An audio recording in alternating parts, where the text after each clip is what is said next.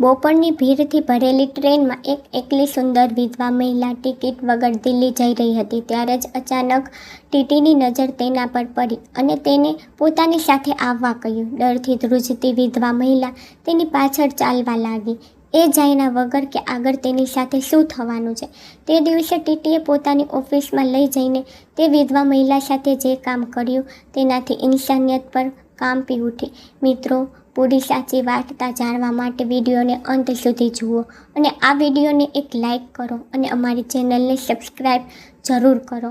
હરિદ્વારની પાસે વસેલા એક નાના એવા ગામમાં સવારનો હલકો તડકો ધીમે ધીમે માટીના કાચા આંગણ પર ફેલાઈ રહ્યો હતો.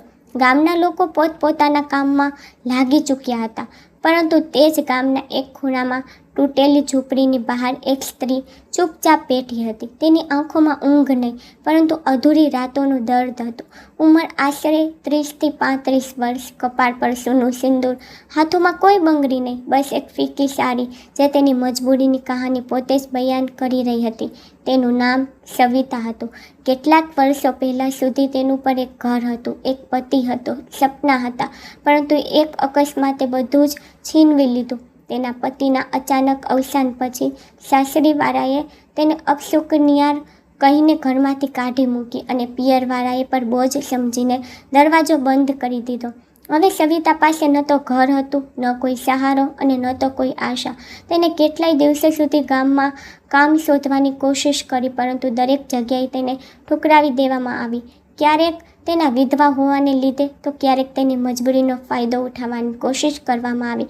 તે દિવસે સવારે તેને એક નિર્ણય કર્યો. તેને પોતાના આંસુ લૂછ્યા, ઝૂંપડીની અંદર જઈને પોતાનો નાનો બેગ ઉઠાવ્યો, જેમાં કેટલાક જૂના કપડાં અને એક નાનકડી ભગવાનની તસવીર હતી. તેને પોતાની મુઠ્ઠીમાં રાખેલા પૈસા ગણ્યા, પૂરા 120, અને પછી આકાશ તરફ જોઈને ધીમેકથી બોલી, આજે ભલે ગમે તે થાય, મારે દિલ્હી જવું જ પડશે.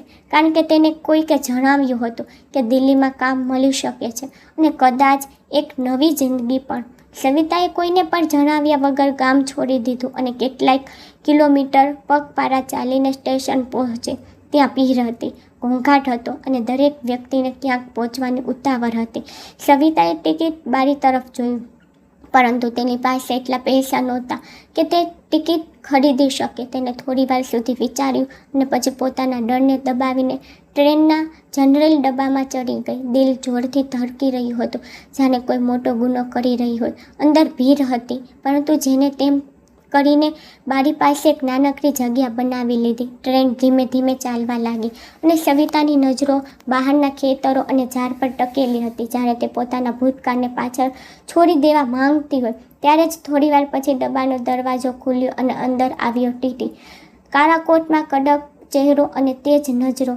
ટિકિટ બતાવો, તેનો અવાજ આખા ડબ્બામાં ગુંજી ઉઠ્યો. સવિતાનું દિલ જાણે થંભી ગયું. જ્યારે તે તેની સામે આવ્યો તો સવિતાએ ધ્રુજતા અવાજે કહ્યું, સાહેબ, મારી પાસે ટિકિટ નથી, હું બહુ મજબૂર છું. ટીટીએ તેને થોડી ક્ષણો સુધી ઘૂરીને જોઈ. તેની આંખોમાં એક અજીબ ઠંડક હતી. પછી તે હલકું હસ્યો અને બોલ્યો, મજબૂરી બધાની હોય છે, પરંતુ નિયમો પણ હોય છે. ચાલ મારી સાથે. સવિતાના પગ નીચેથી જમીન સરકી ગઈ. તેને આજુબાજુ જોયું, પરંતુ કોઈ પણ તેની તરફ જોવા તૈયાર નહોતું. બધાએ પોતાની નજરો ફેરવી લીધી હતી. સવિતા ધીમેથી ઊભી થઈ અને ટીટીની પાછળ પાછળ ચાલવા લાગી. તે તેને ભીડવાળા ડબ્બામાંથી કાઢીને ટ્રેનના એક સુનસાન કોચ તરફ લઈ જઈ રહ્યો હતો, જ્યાં સન્નાટો હતો અને ડર વધુ ઊંડો થઈ ચૂક્યો હતો. સવિતાના દરેક કદમ સાથે તેનું દિલ બેસતું જતું હતું. તેને લાગી રહ્યું હતું જાણે તે કોઈ એવા વળાંક પર આવી ગઈ છે જ્યાંથી તેની જિંદગી પૂરી રીતે બદલવાની છે. અને આ સફરમાં આગળ શું થવાનું હતું, આ વિચારીને જ તેની રૂહ કાંપી ઉઠી. સવિતા ધીમે ધીમે કદમ વધારતી તે સુનસાન કોચ તરફ જઈ રહી હતી, જ્યાં ન તો કોઈ ભીડ હતી અને ન તો કોઈ માણસનો અવાજ. ટ્રેનની રફતાર તેજ થઈ ચૂકી હતી અને બારીઓમાંથી આવતી હવા એક અજીબ ધ્રુજારી પેદા કરી રહી હતી. ટીટી તેની આગળ ચાલી રહ્યો હતો અને સવિતાના દિલના ધબકારા દરેક કદમ પર વધુ તેજ થઈ રહ્યા હતા, જાણે તેને કોઈ અજાણ્યા ખતરાનો અહેસાસ થઈ રહ્યો હોય. તે વારંવાર પાછળ વળીને જોતી, પરંતુ હવે પાછા ફરવાનો કોઈ રસ્તો નહોતો. થોડીક ક્ષણોમાં તે બંને તે કોચમાં પહોંચી ગયા, જ્યાં માત્ર 2-3 સીટો જ ખાલી હતી અને બાકી આખો ડબ્બો સૂનો પડ્યો હતો. ટીટીએ દરવાજો હલકેથી બંધ કર્યો અને સવિતા તરફ વળ્યો. તેની આંખોમાં હવે તે કરકાઈ નહોતી, પરંતુ એક અજીબ ઠંડી ચાલબાજી ઝરકી રહી હતી. સવિતા ગભરાઈને 2 કદમ પાછળ હટી ગઈ અને ધીમા અવાજે બોલી, સાહેબ, મેં કંઈ ખોટું નથી કર્યું. હું બસ મજબૂરીમાં ટિકિટ વગર ચડી ગઈ છું. હવે જે દંડ લાગશે તે હું આપી દઈશ. તેના શબ્દો ધ્રુજી રહ્યા હતા અને આંખોમાં ડર સાફ દેખાઈ રહ્યો હતો. ટીટીએ હલકું હસીને કહ્યું, દંડ તો લાગશે જ, પરંતુ દરેક વસ્તુ પૈસાથી ચૂકવાતી નથી. આ સાંભળતા જ સવિતાના પગ નીચેથી જમીન સરકી ગઈ. તેને તરત જ પોતાના હાથ જોડી દીધા અને બોલી, સાહેબ, હું બહુ ગરીબ છું. મારી પાસે બસ આટલા જ પૈસા છે. તમે ચાહો તો મને આગલા સ્ટેશન પર ઉતારી દો, પણ મને છોડી દો. તેના અવાજમાં એટલી લાચારી હતી કે એક ક્ષણ માટે હવા પર જાણે થંભી ગઈ, પરંતુ ટીટીના ચહેરા પર કોઈ ફરક ન પડ્યો. તે ધીમે ધીમે તેની નજીક આવવા લાગ્યો. સવિતાનો ડર હવે ચરમસીમા પર હતો. તેની આંખોમાંથી આંસુ નીકળવા લાગ્યા, પરંતુ તે સુનસાન ડબ્બામાં તેની મદદ માટે કોઈ નહોતું. ત્યારે જ અચાનક ટ્રેન એક ઝટકા સાથે હલી અને તે જ સમયે દરવાજા પાસે કોઈના કદમોનો અવાજ સંભળાયો. ટીટી એકદમથી રોકાઈ ગયો અને સવિતાએ ગભરાઈને તે તરફ જોયું. દરવાજો ખુલ્યો અને અંદર એક વડીલ માણસ આવ્યો, જેની આંખોમાં કરકાઈ અને ચહેરા પર ઈમાનદારી સાફ ઝળકતી હતી. તેને એક નજર ટીટી પર નાખી અને પછી સવિતાની હાલત જોઈ. માહોલને સમજતા તેને ભારે અવાજે પૂછ્યું, અહીં શું ચાલી રહ્યું છે? ટીટી થોડો અસહજ થઈ ગયો અને જલ્દીથી બોલ્યો, કંઈ નહીં, બસ ટિકિટ ચેક કરી રહ્યો હતો. પરંતુ તે વડીલની નજરો બધું જ પારખી ચૂકી હતી. સવિતાના આંસુ અને તેની ગભરામણે સચ્ચાઈ પોતે જ બયાન કરી દીધી હતી. તે પલે કંઈક એવું થવાનું હતું જે આ વાર્તાની દિશા પૂરી રીતે બદલી નાખવાનું હતું અને સવિતાની કિસ્મત એક નવો વળાંક લેવાની હતી. સુનસાન ડબ્બામાં અચાનક આવેલા તે વડીલ માણસનો અવાજ જાણે કોઈ તોફાની શરૂઆત હતો. તેની આંખોમાં એક અજીબ કરકાઈ અને સચ્ચાઈની ચમક હતી. સવિતા હજી પણ ધ્રુજી રહી હતી. તેના હાથ જોડાયેલા હતા અને આંખોમાંથી આંસુ સતત વહી રહ્યા હતા. ટીટીએ પોતાને સંભાળવાની કોશિશ કરી અને થોડા કડક અવાજે બોલ્યો, તમે તમારા કામથી કામ રાખો. હું અહીં ડ્યુટી કરી રહ્યો છું. પરંતુ તે વડીલે ડર્યા વગર તેની આંખો પોરવીને કહ્યું, ડ્યુટી કે દબાણ બનાવવું, એ તફાવત મને સારી રીતે ખબર છે. આ સાંભળીને ટીટીનો ચહેરો એક ક્ષણ માટે ઉતરી ગયો, પરંતુ તેને તોય પોતાનો અવાજ ઊંચો કરતાં કહ્યું, તમે મને શીખવાડશો કે મારું કામ શું છે? વડીલ હલકું હસ્યો અને ધીમે ધીમે આગળ વધ્યો. તેને સવિતા તરફ જોયું, જે હજી પણ ડરી સહેમી ઊભી હતી, અને પછી બોલ્યો, દીકરી, ગભરાઈશ નહીં, હું છું અહીં. આ શબ્દો સાંભળતા જ સવિતા અંદર જાણે થોડી હિંમત પાછી આવી. તેને ધ્રુજતા અવાજે બધું જ જણાવવાની કોશિશ કરી કે કેવી રીતે તે ટિકિટ વગર મજબૂરીમાં ચડી અને કેવી રીતે તેને અહીં લાવવામાં આવી. તેની દરેક વાતમાં દર્દ હતું, દરેક શબ્દમાં લાચારી હતી. વડીલે ધ્યાનથી બધું સાંભળ્યું અને પછી ટીટી તરફ વળ્યા. તેમનો અવાજ હવે વધુ કડક થઈ ચૂક્યો હતો. તેમણે કહ્યું, જો આ મહિલા ટિકિટ વગરની છે તો આનો મેમો ફાળો અથવા આગલા સ્ટેશન પર ઉતારો, પરંતુ તેને અહીં લાવીને ડરાવવાનો તેને કોઈ હક નથી. ટીટી હવે પૂરી રીતે અસહજ થઈ ચૂક્યો હતો. તેને સમજતું નહોતું પડતું કે તે શું જવાબ આપશે. તેને વાતને ફેરવવાની કોશિશ કરી અને બોલ્યો, તમે વચ્ચે ન પડો, નહીંતર તમને પણ પરેશાની થઈ શકે છે. પરંતુ વડીલે ડર્યા વગર પોતાના ગજવામાંથી એક જૂનું ઓળખપત્ર કાઢ્યું અને ટીટીની સામે મૂકી દીધું. જેવી ટીટીની નજર તે કાર્ડ પર પડી, તેનો ચહેરો એકદમથી બદલાઈ ગયો. તેની આંખોમાં જે અકડ હતી તે પલભરમાં ગાયબ થઈ ગઈ. અસલમાં તે વડીલ કોઈ સામાન્ય માણસ નહોતો, પરંતુ નિવૃત્ત થઈ ચૂકેલા એક સિનિયર રેલવે અધિકારી હતા, જેમને પોતાની આખી જિંદગી ઈમાનદારીથી કામ કર્યું હતું અને આવા કેટલાય કિસ્સાઓ જોયા હતા. હવે ટીટી પાસે બોલવા માટે કંઈ બચ્યું નહોતું. તેને તરત જ પોતાની વલણ બદલ્યું અને ધીમા અવાજે બોલ્યો, સર, તમે ખોટું સમજી રહ્યા છો. હું તો બસ મારું કામ કરી રહ્યો હતો. પરંતુ વડીલે તેને વચ્ચે જ રોકી દીધો અને કડકાઈથી કહ્યું, કામના નામે કોઈની મજબૂરીનો ફાયદો ઉઠાવવો એ સૌથી મોટો ગુનો છે.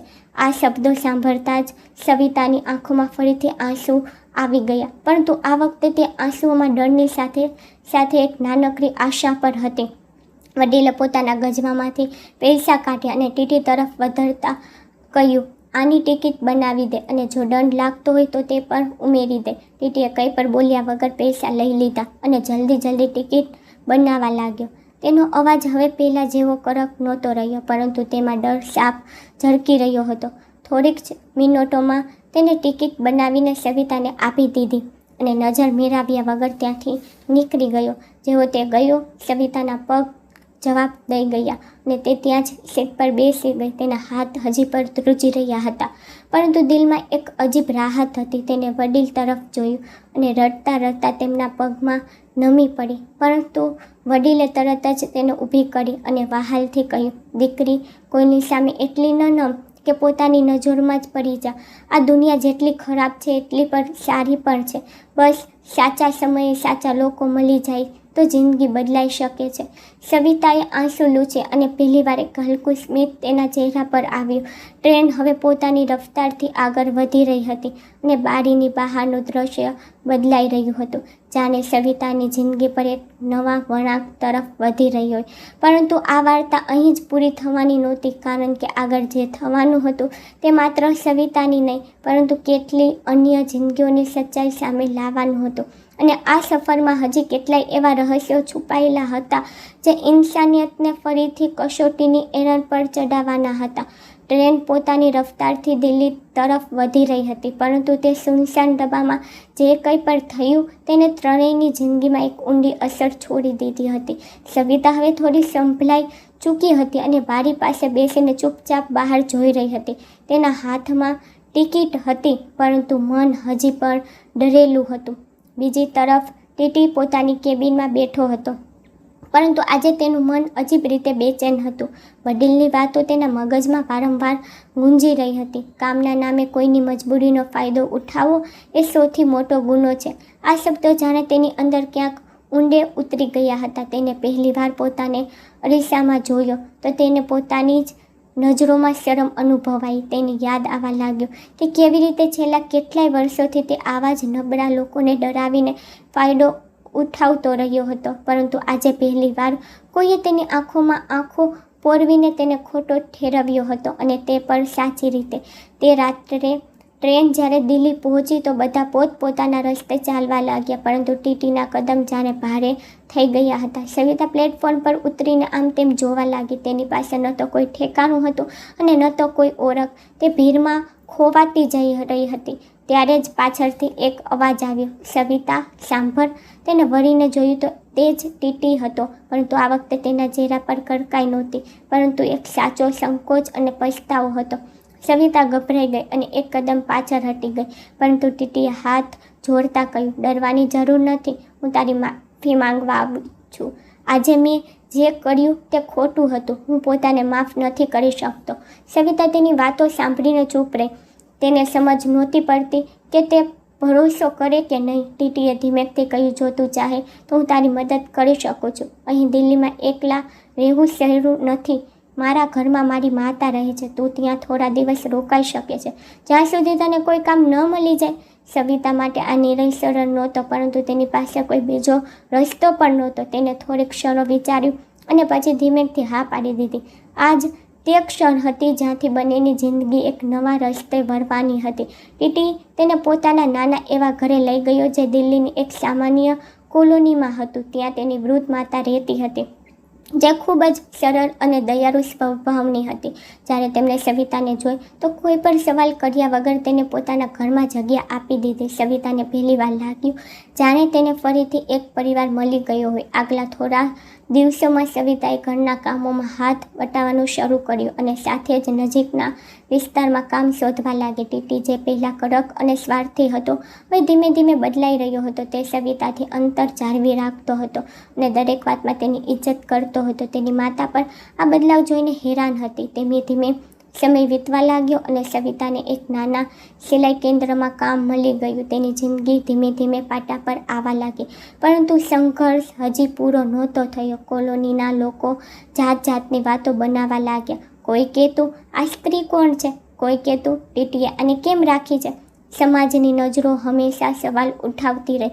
કેટલી વાર સવિતાને અપમાન સહન કરવું પડ્યું, કેટલી વાર ટીટીને પણ મહેરા સાંભળવા પડ્યા, પરંતુ તેને આ વખતે હાર ન માની. તેને નક્કી કરી લીધું હતું કે તે હવે સાચા રસ્તે જ ચાલશે.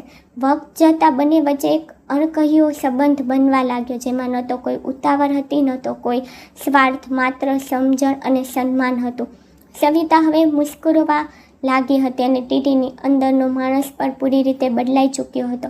એક દિવસ જ્યારે સવિતાને કામ પરથી લૂંટતી વખતે કેટલાક લોકોએ પરેશાન કરી તો ટીટીએ દરિયા વગર તેમનો સામનો કર્યો. તે દિવસે સવિતાને પહેલી વાર લાગ્યું કે કોઈ છે જે તેના માટે ઊભું રહી શકે છે. આ જ તે પલ હતી જ્યારે તેના દિલમાં ટીટી માટે એક અલગ જ જગ્યા બની ગઈ. કેટલાક મહિનાઓ પછી ટીટીએ પોતાની માતા સામે પોતાની ભાવનાઓ મૂકી અને કહ્યું કે તે સવિતા સાથે લગ્ન કરવા માંગે છે. તેની માતાએ હસીને કહ્યું, દીકરા, માણસની અસલી ઓળખ તેના કર્મો હોય છે અને સવિતા જેવી છોકરી આ ઘર માટે આશીર્વાદ છે. પરંતુ આ રસ્તો એટલો સરળ નહોતો. સમાજ, સગા સંબંધીઓ અને જૂના આક્ષેપો વારંવાર તેમની સામે આવીને ઊભા રહી જતા. કેટલીક વાર પરિસ્થિતિ એટલી ખરાબ થઈ જતી કે બંનેને લાગતું કદાચ આ સંબંધ તૂટી જશે, પરંતુ દરેક વખતે તેમનો ભરોસો અને એકબીજા પ્રત્યેનું સન્માન તેમને ફરીથી ઊભા કરી દેતું. આખરે એક નાના એવા મંદિરમાં કોઈ પણ દેખાડા વગર બંને એકબીજાનો હાથ થામી લીધો અને લગ્ન કરી લીધા. તે લગ્ન ભલે સામાન્ય હતા, પરંતુ તેમાં સચ્ચાઈ અને પ્રેમની તે ઊંડાઈ હતી જે કોઈ પણ મોટા સમારંભ કરતાં ક્યાંય વધુ કિંમતી હતી. પરંતુ વાર્તા અહીં પૂરી નથી થતી, કારણ કે લગ્ન પછી અસલી સંઘર્ષ શરૂ થયો. જિંદગીએ તેમની સામે નવી નવી પડકારો ઊભા કર્યા. ક્યારેક પૈસાની તંગી, ક્યારેક સમાજનો તિરસ્કાર અને ક્યારેક જૂના પડછાયા જે તેમનો પીછો છોડવા તૈયાર નહોતા. પરંતુ હવે બંને એકલા નહોતા, તેઓ સાથે હતા અને આ જ સાથ તેમની સૌથી મોટી તાકાત બની ગયો. તે દિવસથી સવિતા અને તે ટીટી જેને પોતાને બદલી નાખ્યો હતો, એક નવી જિંદગીની શરૂઆત કરી ચૂક્યા હતા, જ્યાં દરેક દિવસ એક નવી પરીક્ષા હતી, પરંતુ દરેક રાત એક નવી આશા પર હતી. લગ્ન પછી સવિતા અને રાજીવની જિંદગી ધીમે ધીમે એક નવી લયમાં ઢળવા લાગી હતી. સવારના પહેલા કિરણ સાથે ઘરમાં ચૂલાની હલકી આંચ સળગતી. સવિતા પોતાના હાથે રોટલીઓ બનાવતી અને રાજીવની માતા ભગવાન સામે દીવો પ્રગટાવીને બંનેના સુખની કામના કરતી. ઘર નાનું હતું, પણ એમાં આપણું પ્રગટતું હતું. દરેક ખૂણામાં એક નવી શરૂઆતની સુગંધ હતી. રાજીવે હવે પહેલાં જેવો નહોતો રહ્યો. તેના વ્યવહારમાં એક ઊંડાઈ આવી ચૂકી હતી. તે દરેક કદમ વિચારીને મૂકતો અને સવિતાની ઇજ્જતને સૌથી ઉપર રાખતો. સવિતા પર ધીમે ધીમે પોતાના દર્દને પાછળ છોડીને આગળ વધવાની કોશિશ કરી રહી હતી. સિલાઈ કેન્દ્રમાં તેનું કામ સારું ચાલવા લાગ્યું હતું. ત્યાંની બીજી સ્ત્રીઓ પણ હવે તેને અપનાવવા લાગી હતી, પરંતુ આ સુકૂન વચ્ચે એક અજાયનો ડર હંમેશા તેના દિલના કોઈ ખૂણામાં છુપાયેલો રહેતો હતો, જાણે કોઈ જૂનો પડછાયો હજી પણ તેનો પીછો કરી રહ્યો હોય. અને તે જ પડછાયો એક દિવસ સચ્ચાઈ બનીને તેની સામે આવીને ઊભો રહી ગયો. તે બપોરે જ્યારે સૂરજ માથા પર હતો અને સવિતા પોતાના કામ પરથી લોટી રહી હતી, ગલીના વળાંક પર ઊભેલા 3 પડછાયા અચાનક તેના રસ્તામાં આવી ગયા, જ્યારે સમય થંભી ગયો હોય. તેની નજર જેવી સામે ઊભેલા માણસ પર પડી, તેનું દિલ જોરથી ધડકી ઉઠ્યું. તે તેનો દિયર હતો, એ જ માણસ જેની આંખોમાં ક્યારેય સંબંધનું સન્માન નહીં, પણ માત્ર લાલચ હતી. તેની સાથે બીજા 2 માણસો હતા, જેમની નજરોમાં સાફ બદદાનત ઝળકી રહી હતી. દિયરે એક ઠંડી હસી સાથે કહ્યું, શું વાત છે ભાભી, હવે તો મોટા શહેરમાં રાની બનીને રહી રહ્યા છો?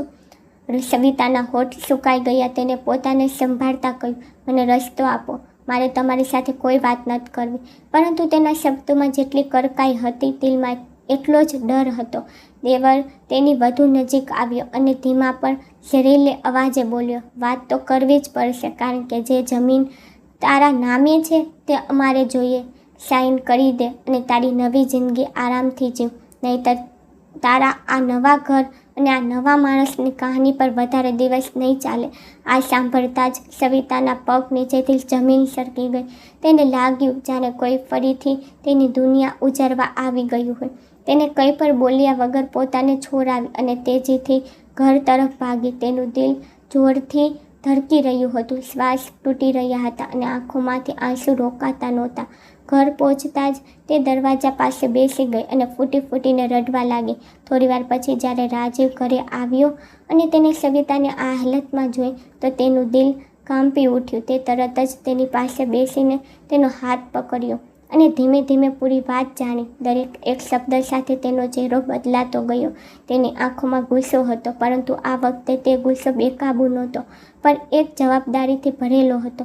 તેને સવિતાના આંસુ લૂછ્યા અને કહ્યું, હવે તું એકલી નથી. આ સાંભળીને સવિતાની અંદર જાણે થોડી જાન પાછી આવી, પરંતુ અસલી પરીક્ષા હવે શરૂ થઈ હતી. આગલા જ દિવસથી દેવર અને તેના લોકો કોલોનીમાં આવીને હંગામો કરવા લાગ્યા. પડોશીઓની સામે જાત જાતની વાતો ફેલાવા લાગ્યા. કોઈ કહેતું આ સ્ત્રી પોતાના પહેલા ઘરમાંથી ભાગેલી છે, કોઈ કહેતું આને પૈસા માટે લગ્ન કર્યા છે. સમાજની જીભો ઝેર ઓકવા લાગી અને દરેક મેણું સવિતાને દિલને ચીરતું ગયું. કેટલીક વાર તે રાત્રે ચૂપચાપ રડતી અને પોતાને સવાલ કરતી કે શું તેને સાચો નિર્ણય લીધો હતો, પરંતુ દરેક વખતે રાજીવ તેનો હાથ થામીને તેને યકીન અપાવતો કે સચ્ચાઈનો રસ્તો ક્યારેય સરળ હોતો નથી. એક દિવસ પરિસ્થિતિ એટલી બગડી ગઈ કે દેવર પોતાના માણસો સાથે ઘરની બહાર આવીને જોર જોરથી બૂમો પાડવા લાગ્યો. તેને દરવાજો પીટવાનું શરૂ કરી દીધું અને ધમકી આપી કે જો સવિતાએ કાગળો પર સાઇન નહીં કર્યા તો તે બંનેની જિંદગી બરબાદ કરી દેશે. તે વખતે રાજીવે દરવાજો ખોલ્યો અને પહેલીવાર તેની સામે ડટીને ઊભો રહી ગયો. તેની આંખોમાં હવે ડર નહોતો, પણ એક મક્કમ નિર્ણય હતો. તેને સાફ શબ્દોમાં કહ્યું, આ ઘર હવે સવિતાનું છે અને હું તેનો પતિ છું. જો તમે ફરીથી અહીં કદમ મૂક્યો તો કાયદો તમને જવાબ આપશે. આ સાંભળીને દેવર થોડીક ક્ષણો માટે ચૂપ થઈ ગયો, પરંતુ તેની આંખોમાં બદલાની આગ સાફ દેખાતી હતી. તે જ દિવસે રાજીવે નિર્ણય કર્યો કે હવે આ લડાઈ કાનૂની રીતે લડવામાં આવશે. તે સવિતાને લઈને વકીલ પાસે ગયો અને જૂના કાગળો કઢાવ્યા. ધીમે ધીમે સચ્ચાઈ સામે આવવા લાગી કે સવિતા જ તે જમીનની અસલી હકદાર છે, પરંતુ રસ્તો સરળ નહોતો. દરેક સુનાવણી એક નવી પરીક્ષા બની જતી.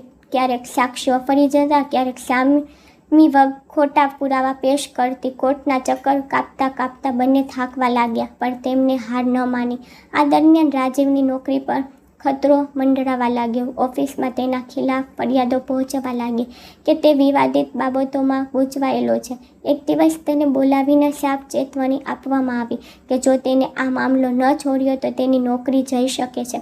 આ સાંભળીને સવિતાનું દિલ તૂટી ગયું. તેને રડતા રડતા કહ્યું, રાજીવ, આ બધું છોડી દો. હું ફરીથી ક્યાંક ચાલતી જઈશ, પણ તમે તમારી જિંદગી બરબાદ ન કરો. પરંતુ રાજીવે તેની આંખોમાં જોતા કહ્યું, જો આજે હું પાછો હટી ગયો તો હું પોતાની નજરોમાં પડી જઈશ. આ લડાઈ માત્ર જમીનની નથી, આ તારી ઇજ્જતની છે અને હવે આ મારી પર જવાબદારી છે. તે પલે સવિતાને અહેસાસ થયો કે તેને માત્ર એક પતિ નહીં, પણ એક સાચો સાથી મળ્યો છે. વખત વીતતો ગયો અને આખરે તે દિવસ આવ્યો જ્યારે કોર્ટ પોતાનો ફેસલો સંભળાવ્યો. સવિતાના પક્ષમાં તેની જમીન તેની જ ઘોષિત થઈ અને તેના દેવરને સખત ચેતવણી મળી.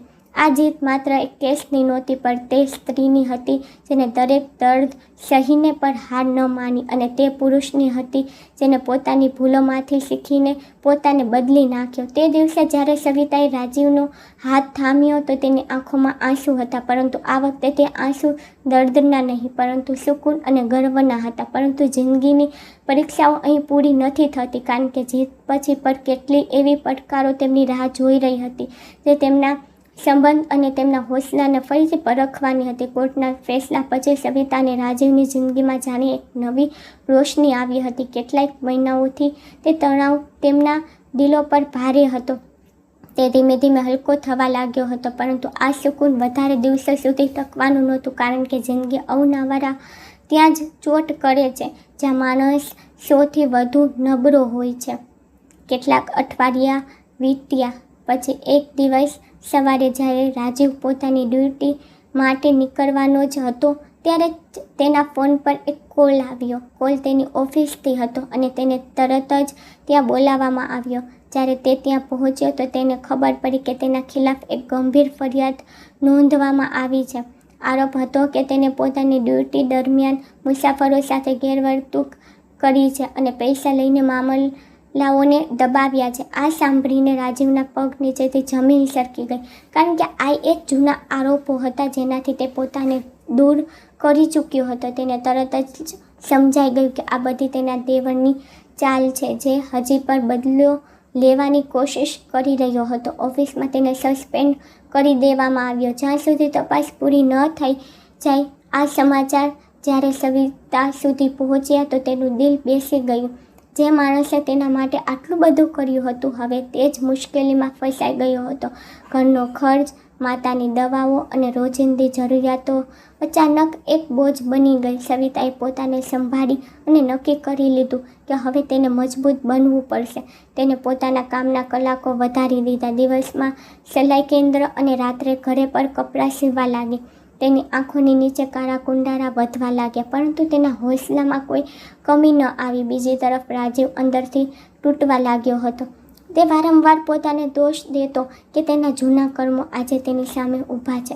કેટલીક રાતો એવી આવી જ્યારે તે ચૂપચાપ બેઠો રહેતો અને સવિતાને સૂતેલી જોઈને પોતાની જાતને સવાલ કરતો કે શું તે સાચે જ એક સારો માણસ બની ચૂક્યો છે, કે આ બધું માત્ર એક દેખાડો હતો. પરંતુ દરેક વખતે સવિતા તેનો હાથ પકડીને તેને હિંમત આપતી અને કહેતી કે સચ્ચાઈને વાર લાગે છે, પણ તે સામે જરૂર આવે છે. આ દરમિયાન તપાસ શરૂ થઈ અને જૂના મામલાઓને પણ ફંસોવામાં આવ્યા લાગ્યા.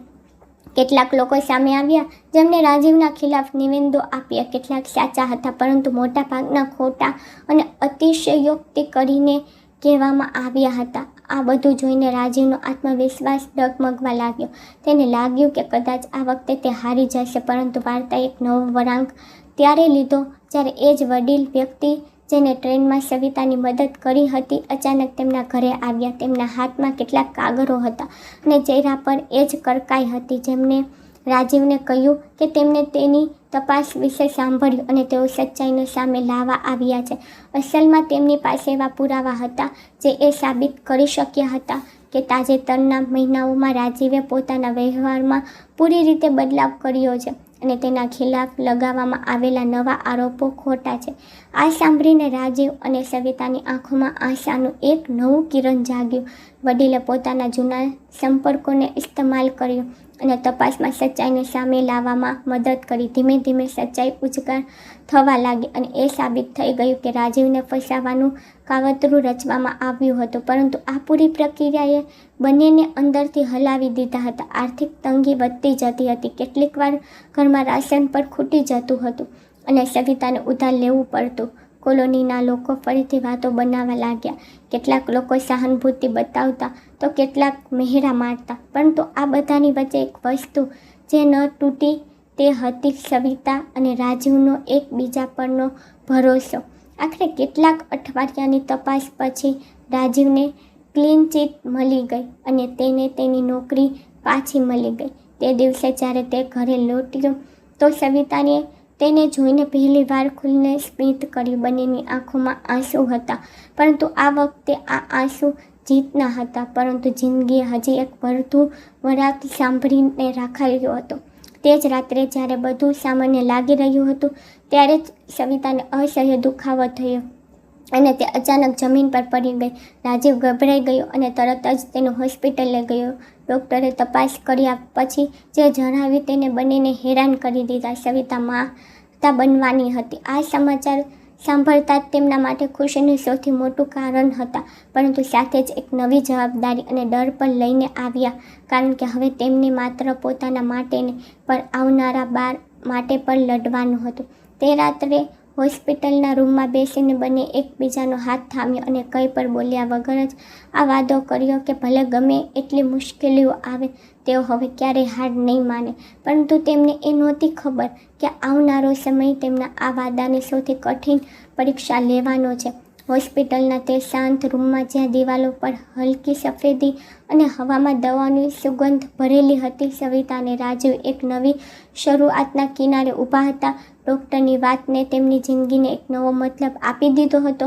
સવિતા માતા બનવાની હતી અને આ સમાચાર તેમના માટે કોઈ ચમત્કારથી કમ નહોતા, પરંતુ આ ખુશીની સાથે જવાબદારીઓનો એક મોટો પહાડ પર ઊભો હતો. હવે દરેક નિર્ણય માત્ર તેમના માટે નહીં પણ તે નાનકડી જિંદગી માટે પણ હતો, જે ધીમે ધીમે સવિતાની અંદર શ્વાસ લઈ રહી હતી. રાજીવે તે જ પલે પોતાની જાત સાથે એક વાદો કર્યો કે હવે તે ક્યારેય પોતાના ભૂતકાળની ભૂલોને પોતાની વર્તમાનની સચ્ચાઈ પર હાવી નહીં થવા દે. તેને પોતાની ડ્યુટીને વધુ ઈમાનદારીથી નિભાવવાનું શરૂ કર્યું. દરેક મુસાફર સાથે ઇન્સાનિયતથી પેશ આવતો અને જરૂરિયાતમંદોની મદદ કરવા લાગ્યો. ધીમે ધીમે તેની છબી બદલવા લાગી. જે લોકો ક્યારેય તેના ખિલાફ વાતો કરતા હતા, હવે એ જ તેની પ્રશંસા કરવા લાગ્યા. બીજી તરફ સવિતા પર પોતાના કામમાં વધુ મહેનત કરવા લાગી. તેની સિલાઈનું કામ વધારીને નાના પાયે એક ટ્રેનિંગ સેન્ટર શરૂ કરી દીધું, જ્યાં તે પોતાના જેવી જરૂરિયાતમંદ મહિલાઓને કામ શીખવવા લાગી. તેનું સપનું હવે માત્ર પોતાને સંભાળવાનું નહોતું, પણ બીજાને પણ સંભાળવાનું હતું. સમય વીતતો ગયો અને સંઘર્ષોની વચ્ચે પણ તેમનો સંબંધ વધુ મજબૂત થતો ગયો. પરંતુ જિંદગીની અસલી પરીક્ષા હજી બાકી હતી. સવિતાના દેવરે એકવાર ફરી તેમની જિંદગીમાં કદમ મૂકવાની કોશિશ કરી. આ વખતે તે એકલો નહોતો, પણ કેટલાક પ્રભાવશાળી લોકો સાથે આવ્યો હતો અને તેને સવિતાની જિંદગીની જમીન પર ફરીથી દાવો કરવાની કોશિશ કરી. પરંતુ આ વખતે પરિસ્થિતિ પહેલાં જેવી નહોતી. હવે સવિતા નબળી નહોતી અને ન તો રાજીવ એકલો હતો. તેમણે પૂરા આત્મવિશ્વાસ સાથે તેનો સામનો કર્યો અને કાનૂની રીતે તેને હંમેશા માટે રોકી દીધો. આ વખતે કાયદાએ પણ કડકાઈથી બતાવી અને તેના દેવરને સજા મળી. આ જીત માત્ર એક કેસની નહોતી, પણ તે હિંમતની હતી, જે દરેક વખતે પડીને પણ ઊભી થઈ જાય છે. આ દરમિયાન તે દિવસ પણ આવ્યો જ્યારે સવિતાએ એક સ્વસ્થ બાળકને જન્મ આપ્યો. આખા ઘરમાં ખુશીઓની લહેર દોરી ગઈ. રાજીવની માતાની આંખોમાં આંસુ હતા, પરંતુ આ આંસુ ખુશીના હતા. તેમણે તે બાળકને ખોળામાં ઉઠાવીને ભગવાનનો શુક્રિયો અદા કર્યો. સવિતાએ જ્યારે પહેલીવાર પોતાના બાળકને છાતીએ સરસાવ્યું તો તેને લાગ્યું જાણે તેની બધી તકલીફો તે જ પલે પૂરી થઈ ગઈ. તે બાળક માત્ર તેમનું નહોતું, પણ તેમની બધી લડાઈઓ, દર્દ અને જીતનું પ્રતીક હતું. વર્ષો વીતતા ગયા અને તેમનું નાનું એવું ઘર હવે એક ખુશહાલ પરિવારમાં બદલાઈ ચૂક્યું હતું. સવિતાનું સિલાઈ સેન્ટર હવે એક મોટું પ્રશિક્ષણ કેન્દ્ર બની ચૂક્યું હતું, જ્યાં કેટલીક મહિલાઓ પોતાના પગ પર ઊભી થઈ રહી હતી. રાજીવ પર પોતાના કામમાં ઈમાનદારીની મિસાલ બની ચૂક્યો હતો. કેટલીક વાર તેને સન્માનિત કરવામાં આવ્યો અને તેની કહાની લોકો માટે પ્રેરણા બની ગઈ. પરંતુ સૌથી ખાસ વાત એ હતી કે તેમણે પોતાની જિંદગીના તે દર્દનાક પ્રકરણને ક્યારેય ભૂલાવ્યું નહીં, પણ તેને પોતાની તાકાત બનાવી લીધું. એક દિવસ જ્યારે રાજીવ પોતાના બાળકને લઈને એ જ ટ્રેનમાં સફર કરી રહ્યો હતો જ્યાં ક્યારેક તેની જિંદગી બદલાઈ હતી, તેને બારીમાંથી બહાર જોતા મુસ્કુરાઈને કહ્યું, જિંદગી પર અજીબ ખેલ ખેલે છે, ક્યારેક પારે છે તો ક્યારેક બેઠી કરે છે. અને સવિતાએ તેના હાથ પર પોતાનો હાથ રાખતા કહ્યું, ફરક બસ એટલો છે કે હવે આપણે પડીને પણ સંભળાતા જઈએ છીએ. તે દિવસે બંનેની આંખોમાં એક જ વાત હતી કે માણસ જો પોતાની ભૂલને સમજીને બદલાઈ જાય તો તેની જિંદગી સાથે જ બદલાઈ શકે છે. અને એક સ્ત્રી જો હિંમત ન હારે તો તે કોઈ પણ અંધારાની રોશનીમાં બદલી શકે છે. આજ આ વાર્તાની સચ્ચાઈ હતી, આજ તેનો અંત હતો અને આજ તે પાઠ હતો જે દરેકના દિલને સ્પર્શી જાય છે. સમય કોઈના માટે રોકાતો નથી અને સવિતા તથા રાજીવની જિંદગી પર ધીમે ધીમે એક લાંબી નદીની જેમ વહેતી ચાલી ગઈ, જ્યાં દરેક વળાંક પર એક નવો અનુભવ, એક નવી શીખ, એક નવી જવાબદારી તેમની રાહ જોતી રહી. તેમનો દીકરો હવે મોટો થઈ રહ્યો હતો. તેની આંખોમાં માસુમિયતની સાથે સાથે પોતાના માતા પિતાના સંઘર્ષની અણકહી કહાની પણ ઝળકી હતી. સવિતા અવનવારા તેને ખોળામાં બેસાડીને પોતાની જિંદગીની કહાની સંભળાવતી, પરંતુ દરેક વખતે તે દર્દવાળા ભાગોને થોડા હલકા કરીને બતાવતી, જેથી તે તેના દિલ પર કોઈ બોજ ન આવે. તે ઈચ્છતી હતી કે તેનું બાળક ડર નહીં પણ હિંમત શીખીને મોટું થાય. બીજી તરફ રાજીવ હવે પૂરી રીતે બદલાઈ ચૂક્યો હતો. તેની ઓળખ હવે માત્ર એક ટીટીની નહોતી રહી, પણ એક એવા માણસની બની ચૂકી હતી જે બીજા માટે ઊભો રહે છે, જે ખોટાની સામે ઝૂકતો નથી અને જે દરેક દિવસ પોતાને વધુ સારો બનાવવાની કોશિશ કરે છે.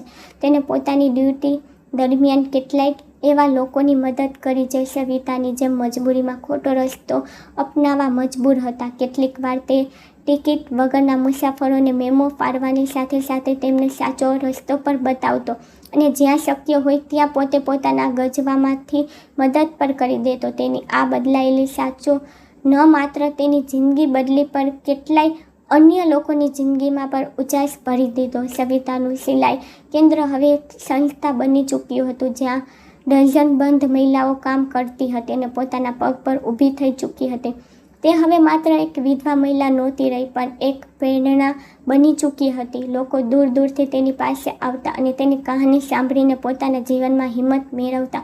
પરંતુ આ બધી સફળતાની વચ્ચે પણ સવિતા અને રાજીવે ક્યારેય પોતાના મૂલ્યને ભૂલાવ્યું નહીં. દરેક વર્ષે તેઓ તે નાના એવા ગામમાં જરૂર જતા જ્યાંથી તેમની કહાની શરૂ થઈ હતી. ત્યાં જઈને સવિતા તે તૂટેલી ઝૂંપડીની સામે ઊભી રહેતી અને થોડીક ક્ષણો માટે ચૂપ થઈ જતી, જાણે પોતાના જૂના દર્દને અનુભવી રહી હોય. પરંતુ હવે તેની આંખોમાં આંસુ નહીં, પણ એક સુકૂન હતું કે તેને તે દર્દને પોતાની તાકાત બનાવી લીધું છે. ગામના લોકો જે ક્યારેય તેને બોજ સમજતા હતા, હવે તેને સન્માનની નજરથી જોતા હતા.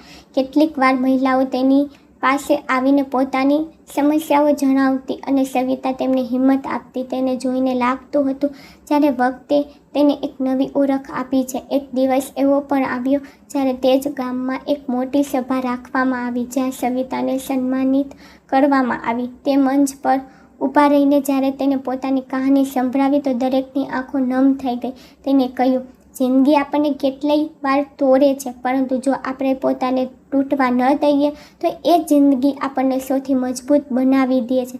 તેના શબ્દો સીધા લોકોના દિલમાં ઉતરી ગયા. ત્યાં જ ઊભેલા રાજીવે તેને જોઈને અને તેના ચહેરા પર ગર્વ સાફ ઝળકી રહ્યો હતો. તેને યાદ આવ્યો તે દિવસ જ્યારે તેને પહેલીવાર તેને ટ્રેનના તે સુનસાન ડબ્બામાં જોઈ હતી, અને આજે એ સ્ત્રી સેકન્ડો લોકો માટે આશાનું કિરણ બની ચૂકી હતી. આ સફર સરળ નહોતો. આમાં દર્દ હતું, અપમાન હતું, ડર હતો, પરંતુ સૌથી મોટી વાત એ હતી કે આમાં હાર નહોતી. તેમણે દરેક મુશ્કેલીનો સામનો કર્યો અને દરેક વખતે પોતાને વધુ મજબૂત બનાવ્યા. સમયની સાથે તેમનો દીકરો પણ મોટો થઈને પોતાના માતા પિતાના રસ્તે ચાલવા લાગ્યો.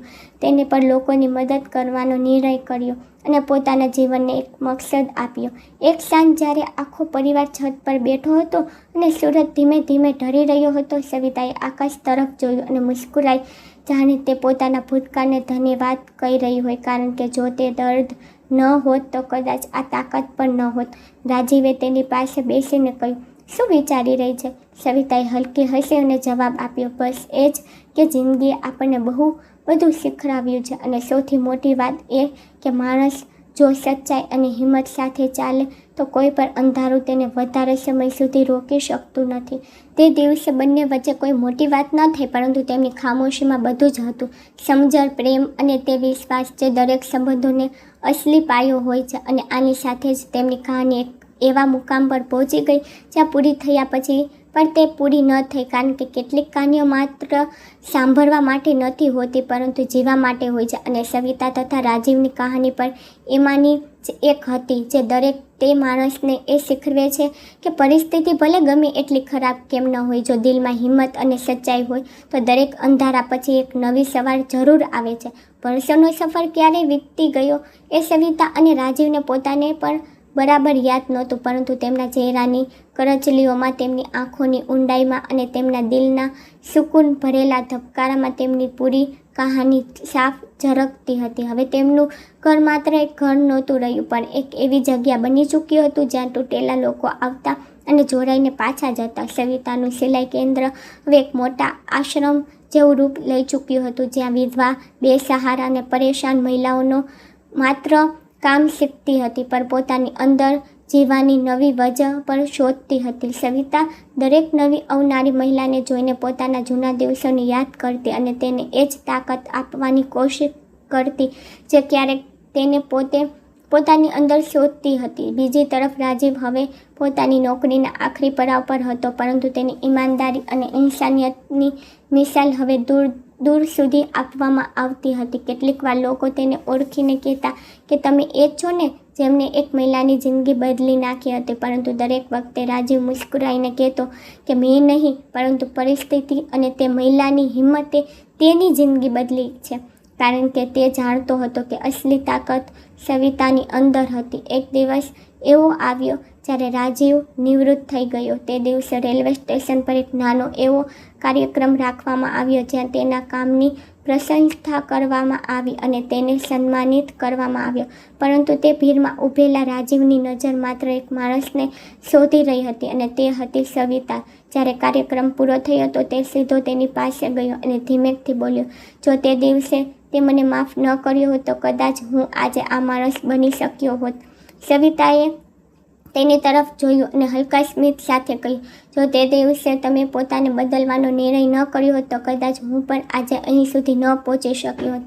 બંનેની આંખોમાં તે દિવસનો પૂરો સફર એકસાથે ઘૂમી ગયો. તે સુનસાન ડબ્બો, તે ડર, તે આંસુ અને પછી તે હિંમત, જેને તેમની જિંદગીને એક નવી દિશા આપી. સમયની સાથે તેમનો દીકરો પણ મોટો થઈને એક જવાબદાર માણસ બની ચૂક્યો હતો. તેને પોતાના માતા પિતાના સંઘર્ષોને જોઈને આ શીખ્યું હતું કે જિંદગીમાં સૌથી મોટી વસ્તુ પૈસા નહીં પણ ઇન્સાનિયત હોય છે.